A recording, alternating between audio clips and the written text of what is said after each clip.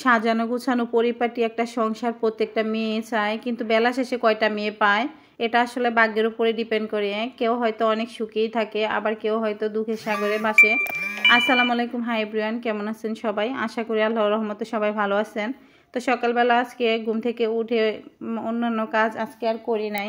তো ইলহামও গতকালকে খাবার খায় নাই, তার জন্য বাবা ছেলেকে আমি লুচি বানিয়ে দিছি, সাথে ছিল ডিম ভাজি আর একটু ডাল ভাজি ছিল। আর আজকে তো শুক্রবার, ইলহামের বাবা যেহেতু বাড়িতে স্পেশাল থাকে, তো এদিকে আমি রান্নার জন্য লাউ কেটে নিচ্ছি, দুপুরে রান্নার জন্য প্রিপারেশন নিয়ে নিচ্ছি।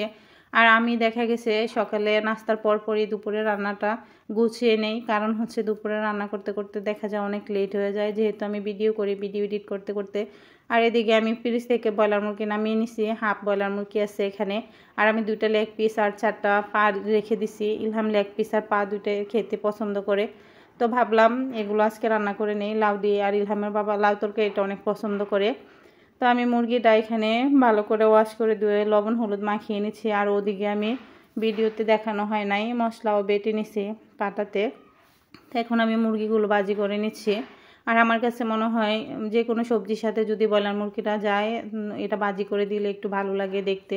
খেতে কেমন লাগে আমি জানি না, ভাজি করা ছাড়া রান্না করলেই কিন্তু দেখতে একটু আমার কাছে বিশ্রী বিশ্রী লাগে, সাদা সাদা মনে হয়।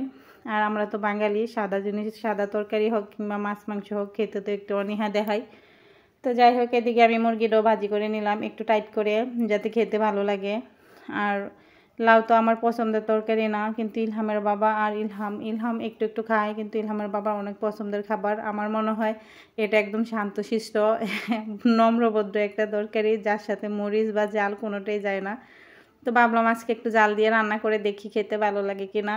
আর জাল যদিও আমরা বেশি খাই না, যতটুকু খাই সামান্য, কিন্তু একবারে জালবিহীন তরকারি খেতে ভালো লাগে না।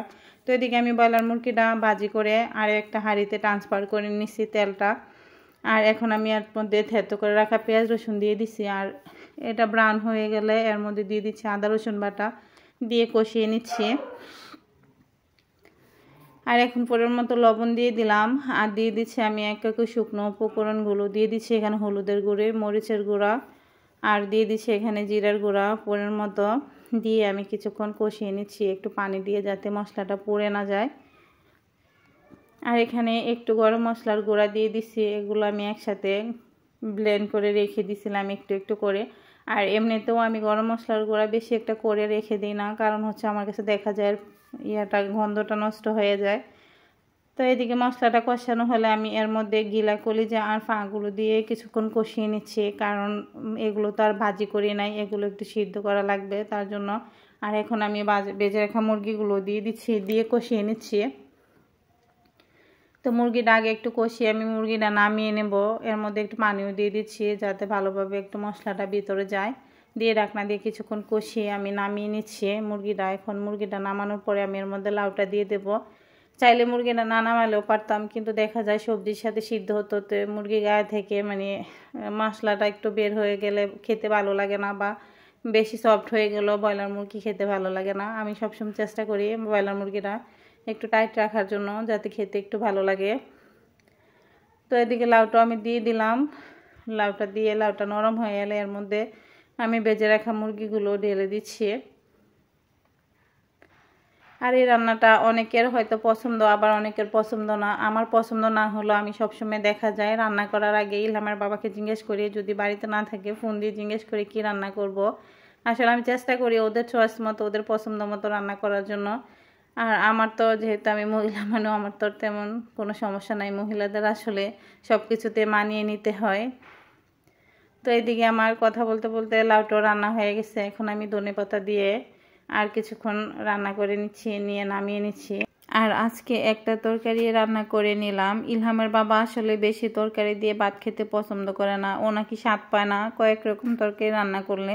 আমার আবার এক তরকারি দিয়ে খেতে ভালো লাগে না, কিন্তু দেখা যায় দুজন মানুষের দুই রকম মত, তার জন্য সবসময় চেষ্টা করি একটা তরকারি রান্না করার জন্য। আর আমরা তো দুপুরে একবেলা খাই, একবেলা খাওয়ার পরে যে তরকারিটা থাকে সকালে যদি নাস্তা খাওয়া হয় তাহলে খাওয়া হয়, না হয় এমনিতেই থেকে যায়। তো এই ছিল আজকে রান্নাবান্নার আয়োজন, সর্বশেষ আবার একবার দেখিয়ে দিলাম। আর এদিকে ইলহামের বাবাকে আর ইলহামকে খাবার দিয়ে দিছি, ধন্যবাদ সবাইকে ভিডিওটা দেখার জন্য। ভিডিওটা যদি ভালো লেগে থাকে একটা লাইক কমেন্ট একটা শেয়ার দিয়ে দিবেন। আর আমি এবং আমার পরিবারের জন্য দোয়া করবেন। আর আজকে ওদের সাথে আমার খাওয়া হয় নাই, আমার রান্না করতে করতে অনেকটা বেলা হয়ে গেছিলো, তার জন্য আমি